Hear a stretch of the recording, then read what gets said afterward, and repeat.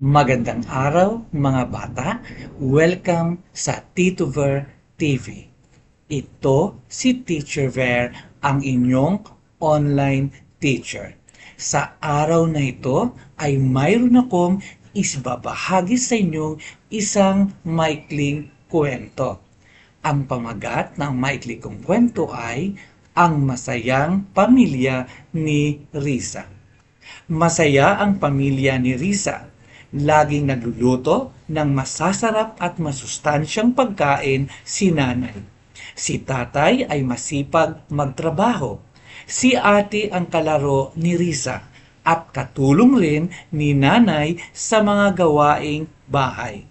Si kuya naman ang gumagawa ng mabibigat na gawain kapag nasa trabaho si tatay. Laging nagpapasalamat sa Diyos si Risa dahil binigyan siya ng mabait at masayang pamilya.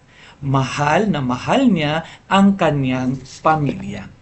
At diyan nagtatapos ang aking maikling kwento. Sana'y nagustuhan ninyo ang kwentong ito.